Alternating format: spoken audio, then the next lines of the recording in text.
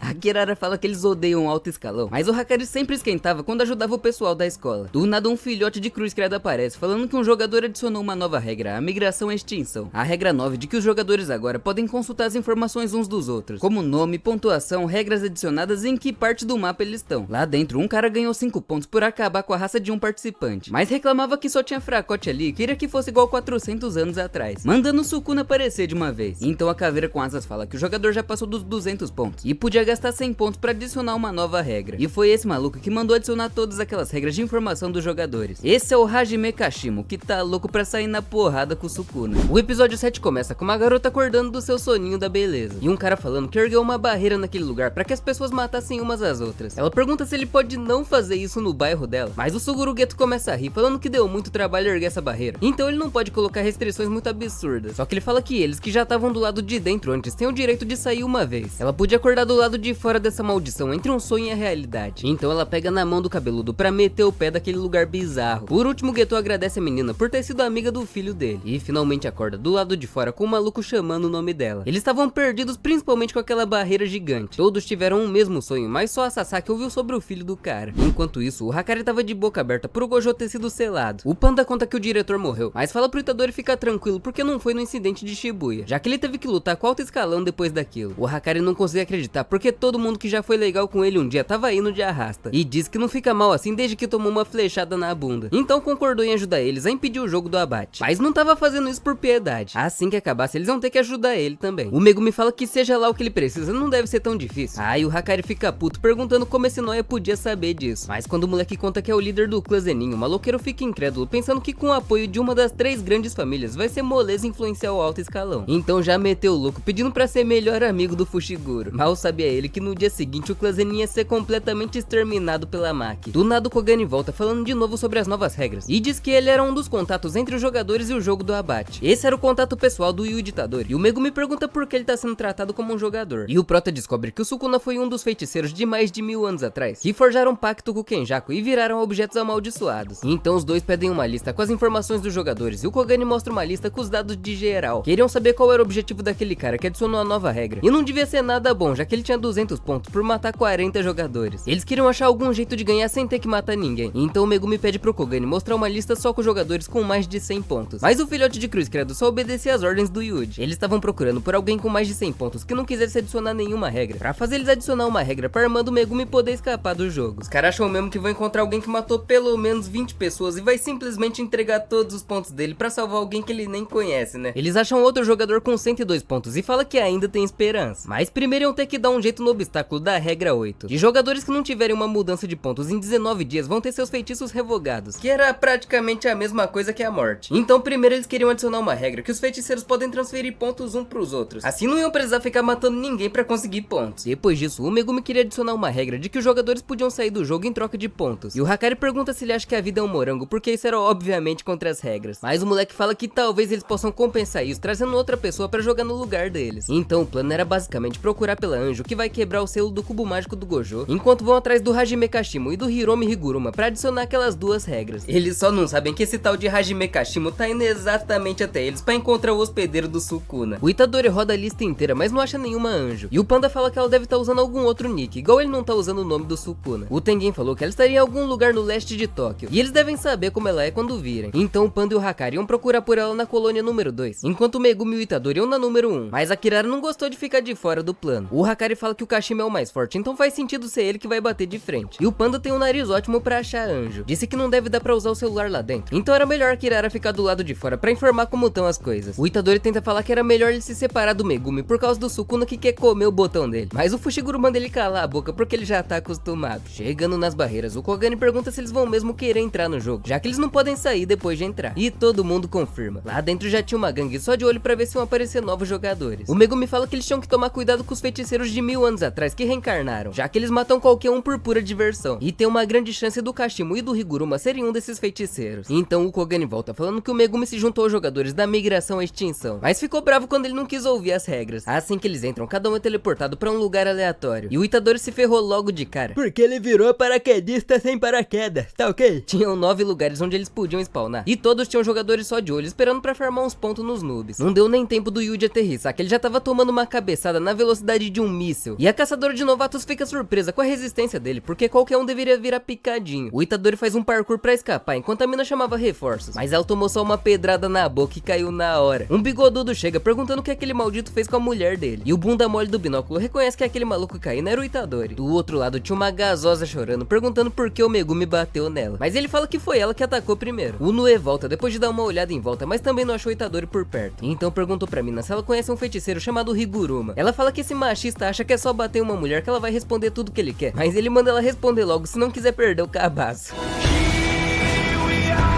E ela fala que já entendeu tudo quando o Megumi queria saber onde estava o feiticeiro com mais de 100 pontos. Do outro lado, o Itadori continuava com o parkour de Taubaté e puxou o pé do cabeça de hélice, arrastando a cara dele de uma ponta a outra do prédio. Passou bem no meio da hélice na hora certa pra não virar carne moída, mas foi mandado pra longe pelo vento do velho, que voava atrás dele com aquela cabeça de helicóptero ridícula. O Yuji dá uma bendada com os dois pés na cara do velho e aterrissa em um prédio, e corre lá pra dentro pra impedir aquele doente de se locomover direito. Ficou esperando lá dentro até que o maluco entrou destruindo tudo e gritando que vai transformar ele em paçoca, mas o Itadori dá só um porradão no coco que dá um curto-circuito no cérebro do coroa. As hélices quebram e ele sai batendo de cara na parede igual um mosquito depois de dar uma cheirada no inseticida. O Prota ainda corta o punho e o Marmanjo começa a rir falando que agora ele já era, mas tomou só uma bicuda nas preciosas e desmaiou na hora. Essa aí até eu senti, cê é louco. Do outro lado, a menina fala que pode mostrar o caminho pro Megumi se ele aceitar virar o cavaleiro dela, ou seja, tinha que proteger ela com a própria vida. E o moleque fala que aceita se ela estiver falando a verdade. O Itadori tentava acordar o velho pra perguntar do Higuruma, mas o mano da vigia vai lá, fala que ele conhece esse tal Higuruma. O Megumi pergunta se a mina sabe o que vai acontecer com ela se ela estiver mentindo, já que ele não é igual o Itadori e não se importa de conseguir os 100 pontos por conta própria. E ela manda ele parar de chamar ela de você, porque o nome dela é Remy. O Itadori pergunta como o loirinho sabe o nome dele, mas o Amai-rin fala que o Yuji era famoso como o tigre da escola oeste, então todo mundo conhecia. O Megumi pergunta por que a Remy atacou ele se não é uma feiticeira do passado, e ela conta que não escolheu participar dessa bosta de jogo. Ela já tá ali faz 12 dias, e se não matar ninguém ela que vai morrer. Ele manda ela falar logo onde eles estão indo, mas nada garante que ele não ia passar a peixeira nela depois que ela contasse. O Megumi e o Itadori perguntam ao mesmo tempo onde o Higuruma tava, mas enquanto o Amai fala que ele tá em Ikebukuro, que é uma cidade onde tem bastante suprimentos, a Remy fala que ele tá em Shinjuku. E agora, qual dos dois tá metendo louco? Não é por nada não, mas essa mulher não parece muito confiável não, hein? O episódio 8 começa mostrando que no Japão, 99,9% dos julgamentos criminais acabam num veredito de culpado. Um moleque que tinha sido acusado começa a falar do caso. 3 policiais chegaram do nada e ele só pensou que se for preso, o gato dele ia morrer de fome. Ele tinha sido preso porque na cidade de Morioka, uma jovem e sua mãe foram encontradas em picadinho dentro da própria casa. E acusaram o Keito por roubo e assassinato, já que ele morava perto. Isso porque ele fugiu dos policiais que estavam só interrogando ele. E quando seguiram ele até a casa, encontraram a arma do crime com o sangue das vítimas. Mas o Keita não parava de negar o crime, falando que só pegou a faca pra levar pra polícia. E é claro que ninguém acreditou nisso. O Keita Oi trabalha voluntariamente no asilo cuidando dos velhos que não conseguem nem trocar a fralda sozinho. Só algumas marmitas pra sobreviver. Então o advogado dele era o único que realmente acreditava na sua inocência. Esse é o Hiromi Higuruma, exatamente o cara que o Megumi e o Itadori estão procurando. Ele passou 1 milhão de coisas pra assistente dele investigar. E ainda deixou ela cuidando do gato do menino. E ela pergunta por que o Higuruma fica aceitando esses casos impossíveis de ganhar. A antiga parceira dele fala que ele sempre foi assim. Procuraram por todos os lados e no fim provaram que o Keita era realmente inocente. Mas o Higuruma não tava nada feliz, porque sabia que logo mais eles iam inventar mais alguma mentira pra incriminar ele. A gêmea da Nobara fala que não encontraram nenhum objeto roubado na casa do Keita e que um funcionário do asilo desapareceu logo depois dos assassinatos. Sem contar que ele foi visto em uma câmera de segurança de um mercadinho na hora do crime. Então o Keita agradece muito por terem acreditado nele. Mas enfim chegou o segundo julgamento. E enquanto os advogados precisam trabalhar com pouco dinheiro pra defender um cliente, os promotores podiam gastar todo o dinheiro dos impostos do povo pra arranjar provas. E magicamente o juiz decidiu que não tinha motivos pra suspeitar do funcionário do asilo que desapareceu logo depois dos assassinatos. Então ignoraram todas as provas e simplesmente incriminaram o Keita de novo. E o moleque olhou pro Higuruma com uma cara de decepção por ter falhado em salvar ele. Agora o Keita ia ser indiciado à prisão perpétua. Mas o Higuruma perdeu a cabeça e começou a martelar a mesa, mandando todo mundo voltar. Invocou uma aberração e disse que eles vão refazer esse julgamento inteiro. Então a gente finalmente volta pra onde o último episódio acabou, com o Amai falando que o Higuruma tava em Ikebukuro, enquanto a Remy falava que ele tava em Shinjuku. O Megumi torce pro Itadori, também tá indo pra lá, mas o Yuji tava indo pro outro lado do mundo, torcendo pela mesma coisa. Só que tinha um cabeludo bombadão reclamando que a menina tava demorando muito pra trazer o próximo otário que vai cair no golpe dele. Depois disso, o Amai-rin lembra de quando ele viu um gordinho sofrendo bullying todo dia na escola. Ele não fazia nada, com medo de apanhar igual o Rocambole ali. Mas um dia um moleque chegou descendo o sarrafo nesses lixos. Deu só uma porrada que mandou 2 malucos pra longe. Um dos valentões pega um pedaço de ferro pra se vingar, mas o garoto desvia e afunda a cara dele no asfalto, enquanto mete uma bicuda giratória na fuça do outro. E ainda quase bateu no Amai de tabela achando que tava junto com eles. De volta pro presente, o Megumi pergunta se a Remy não tá pensando em passar por Ikebukuro pra chegar em Shinjuku, né? Já que é uma área cheia de suprimentos, então aumenta a chance deles encontrarem outros jogadores. Mas ela fala que essa rota é mais rápida e ela tem uma base lá, então queria pelo menos tomar um banho. Do outro lado, o Amai fala que o Higuruma usa esse teatro como base e perguntou se o Itadori vai mesmo até lá, porque ele não viu o cara pessoalmente, mas sabe que ele deu uma surra no cabeça de hélice, que também não era muito difícil, né? Então o Yuji fala que tá de boa, porque eles devem ser do mesmo nível. Mas assim que ele entra, o Amai já fica desesperado pedindo desculpas. Do lado do Megumi, ele finalmente descobre que foi enganado. Foi atrás do Higuruma, mas só encontrou um taradão parecendo uma galinha. Olhou com sangue nos olhos pra Remy, que fala que cara feia pra ela é fome. Mas antes dela terminar de falar, o Fushiguro já invoca um lobo mau pra comer o furico dos dois. Já o Itadori realmente chegou até o Higuruma, que tava deitado em uma banheira, perguntando se o moleque já tinha tomado banho de roupa antes. E diz que depois dos 30 anos ele ficou dodói da cabeça. O Itadori fala que quer conversar com ele, mas o cara era um advogado de primeira e diz que conversar com ele vai custar 5.000 ienes a cada meia hora. Mas era tudo zoeira, ele só queria imitar aqueles advogados pilantras. Então o Yuji queria tentar negociar aqueles 100 pontos do Higuruma, e achou que ia dar certo já que ele não parece um feiticeiro do passado. Do outro lado, o cabeludo bate palmas falando que o Megumi tem um belo Shikigami, e queria virar amigo dele pra trocar informações. Nem a Remy entendeu o que o chefe tava querendo, e o Megumi fica em choque quando o maluco começa a falar sobre o Kenjaku. Disse que aquele lance de usar a energia amaldiçoada dos jogadores pra forçar uma evolução é tudo papo furado por 3 motivos: o número de jogadores, a diferença de poder entre eles e a regra das barreiras. Se 1000 pessoas foram divididas entre as 10 colônias, dá 100 jogadores por colônia. Mas entre os jogadores tem feiticeiros como o Kashimo e o Higuruma, que são obviamente mais fortes que os outros, e provavelmente tem um desse em cada colônia. Então não vai demorar muito pra sobrar só os malucos apelões e o jogo do abate chegar em um impasse. Mas na verdade, na primeira colônia, esse impasse já chegou faz tempo, e só agora o Megumi percebeu que isso tá parecendo mais uma cidade fantasma, já que a maioria dos fracotes já foram dizimados, sem contar o tanto de gente que morre logo no teletransporte caindo do céu igual um cocô de pombo. Então se o plano realmente fosse usar a energia amaldiçoada de geral, faria mais sentido preservar o máximo de jogadores possíveis, né? No teatro, o Itadori fala que eles querem usar os 100 pontos do Higuruma pra adicionar uma regra que vai ajudar eles a acabar com a migração e extinção. E é claro que o advogado recusa na lata, falando que ele vê muito potencial nesse jogo do abate. Diz que seria muito melhor se as pessoas pagassem pelos seus crimes do jeito certo, sem a necessidade de acusações ou julgamentos. Então ele não quer que o jogo acabe rápido, principalmente porque ele quer muito ver alguém quebrando as regras 2 e 8 e tendo seus feitiços revogados. O Itadori fala que se eles demorarem demais, todas as pessoas do Japão vão morrer. E já que na base da conversa não rolou, ele ia ter que conseguir esses 100 pontos à força. Então o Higuruma se levanta, falando que é muito mais gostoso esmagar pessoas que encher o saco dele. O Yuji tava na defensiva, porque um cara que já matou 20 pessoas com certeza não é um bunda mole qualquer. E a gente finalmente vê a primeira expansão de domínio dessa terceira temporada. O Higuruma lança uma sentença de morte enquanto maceta o martelo na mesa. Agora sim o Itadori cutucou a onça com vara curta. O outro maluco fala pro Megumi que o plano real do Kenjaku é reunir só os mais fortes e lançar uma bomba nuclear. Aí sim o objetivo da migração e extinção vai estar completo. Falando no capeta, o Kenjaku chega em uma reunião com os Goroseis e agradece pelo convite. Mano, agora o circo vai pegar fogo, cê tá maluco. Assim que o Higuruma começa a expansão de domínio, Yuji já dispara pra cima dele. Mas o advogado simplesmente para o tempo, falando que violência é proibida nesse espaço. Só que isso valia pros dois, então ele também não podia atacar o moleque. E mandou o juiz começar a audiência. O filhote de Cruz Credo fala que o Itadori é acusado de entrar em um cabaré mesmo sendo menor de idade. E o prota começa a tremer de vergonha. O Higuruma fala que o juiz sabe de tudo sobre quem tá no domínio, mas as informações não eram compartilhadas com ele, então só o juiz ia saber das cagadas do Itadori, com exceção de uma pasta de provas que brotou na mão do Higuruma. E ele fala que agora o Yuji tem que se defender pra provar sua inocência. Então o moleque percebe que o cara é um advogado de verdade, mas parecia mais um promotor acusando a pessoa, e diz que a expansão de domínio dele é exatamente igual o Tengen explicou. Perguntou o que acontece se ele for declarado culpado, mas o Higuruma fala que não é obrigado a responder isso, e diz que ele tem 3 opções: silêncio, confissão ou negação. E o Itadori podia mentir na negação, afinal se todo mundo falasse a verdade não existiriam julgamentos, né? Ele começa a pensar em como se defender, já que ele realmente foi naquele cabaré com jogos de azar. Ele podia ficar em silêncio e torcer pra não ter nada incriminador na pasta, mas provavelmente isso era impossível. Então ele assume o que fez, mas fala que só deu vontade de cagar e teve que usar o banheiro do cabaré. Então o advogado abre a pasta e fala que agora é a vez dele, e mostra uma foto tirada de uma câmera de segurança de lá. Só isso já desmentiu tudo que o Itadori falou, e o Higuruma fala que era só ele ter falado que não reconhecia aquele lugar. Agora ele recebeu o veredito de culpado, e assim que eles voltam pro lugar de antes, o Higuruma vai pra cima do moleque pra dar uma marretada do Chapolin Colorado, e ainda podia aumentar ou diminuir o tamanho do martelo como quisesse. Ele passou em todas as provas da faculdade de Direito de Harvard sem nenhum problema, mas viu que o potencial dele pra ser um feiticeiro era maior ainda, então juntou os dois pra virar esse salafraio que ele é hoje. Girou igual um Beyblade tentando acertar o Yuji, jogava martelo, cadeira e tudo que dava pra encurralar o pivete. Quase esmagou o crânio do Itadori, que desvia por pouco por baixo das pernas dele. Esticou o cabo do martelo igual a bingola do Luffy, fez o Yuji meter um breakdance pra escapar de lá, mas não dava nem tempo do prota parar pra respirar, porque o Higuruma deu uma chuva de martelada sedenta pra acertar ele. E o Itadori tava com dificuldade porque ele recebeu a pena do confisco, que impede o condenado de usar seus encantamentos, mas como ele não tem encantamentos, a pena mudou e bloqueou o uso de energia amaldiçoada. E até o Higuruma tava assustado que o moleque conseguia bater de frente com ele sem usar energia amaldiçoada, e ele precisava ter um físico insano pra conseguir tudo isso, então queria esmagar ele com toda a força pra não dar chance dele virar o jogo. Percebeu que o Itadori tava tentando escapar pelo teto e tacou o martelo pra derrubar tudo. O Yuji pula lá de cima e dá uma porrada na banheira, mas o advogado sai no meio da água igual o Poseidon e mete uma marretada pra fazer ele de marmota, e ficou surpreso porque o garoto parecia um boneco indestrutível. O Itadori fica encurralado, torcendo pra energia amaldiçoada dele voltar logo. jogo. E só conseguia pensar que o maluco devia ter alguma desvantagem com uma habilidade tão roubada. Então ele grita que quer refazer o julgamento e os dois voltam pro auditório, já que o acusado pode pedir até 2 julgamentos se não concordar com a pena. Só que dessa vez o Itadori é acusado de assassinato em massa em Shibuya no dia 31 de outubro de 2018. E agora ele nem tentou esconder, admitiu que matou todas aquelas pessoas. Até o Higuruma paralisou e os olhos do juiz soltam um suco de morango enquanto grita que aquele verme é culpado e condenado à pena de morte. Engraçado que o Higuruma já tem uns 100 pontos por matar pelo menos 20 pessoas e eu não tô vendo nenhum juiz julgando ele. Depois do Yuji receber a sentença mais pesada possível, o martelo do advogado virou a espada do carrasco. Uma espada tão sinistra que um único arranhão leva a pessoa pro beleléu na hora. O Hiromi grita que o Itadori é igualzinho aqueles lixos de alma podre que não se importa com os outros. O Yuji dá um mortal por cima dele, um porradão no chão que joga tudo pra cima. O advogado dá uma espadada no meio, mas só pega o casaco do moleque, que aparece atrás dele peladão, e queria saber por que ele admitiu a culpa, já que as provas são compartilhadas com o advogado antes do julgamento, e lá mostrava que a culpa era de um demônio dentro do Itadori chamado Sukuna. Se continuasse assim, o moleque ia ser dizimado, mas só acertou o soco porque o Higuruma desfez a espada de luz e se deixou ser atingido. Caído no chão, ele fala que o Yuji não matou ninguém e nem deixou o Sukuna controlar o corpo dele por vontade própria, então ele era inocente. Mas o Itadori fala que a culpa é dele por ser fraco e não conseguir resistir ao Sukuna. Perguntou por que o doidão desfez o feitiço, e o advogado fala que voltou à sua origem. Diz que talvez ainda existam pessoas como o Itadori por aí, então mandou ele vestir uma roupa e se sentar porque vai dar os 100 pontos pra ele. Perguntou se o moleque já mandou alguém de arrasta por vontade própria, e quando ele fala que sim, o advogado fala que é uma sensação péssima. Depois disso pediu pro Kogane adicionar uma regra que permite que os jogadores transfiram pontos entre si. Agora eles não iam mais precisar arrancar a cabeça dos outros pra conseguir pontos e sobreviver à regra 8. E com isso eles finalmente criam a regra 10. O Hiromi ainda foi lá e passou um ponto pro Itadori. Desse jeito os dois tiveram alteração nos pontos e não vão ter que se preocupar em terem os feitiços revogados por 19 dias. O Yuji pergunta o que ele pretende fazer agora, porque bem que ele podia se juntar à rapaziada, né? Mas o Higuruma fala que os outros 2 pontos dele foi por ter matado o juiz e o promotor antes de vir pra Tóquio. Então ele vai se entregar assim que abrirem as barreiras. E o episódio acaba. Mano, aqui o Itadori escapou por pouco de ser obliterado pela espada do carrasco, hein? Se você quer que eu traga o próximo episódio assim que lançar, já arrebenta o botão do like e se inscreva no canal se não for inscrito, pra gente bater 1 milhão de inscritos até o final do ano. Faltam só mais 802 mil, eu acredito. Aproveita pra assistir esse próximo vídeo aí na tela que tá insano. Eu vou ficando por aqui. Valeu e falou.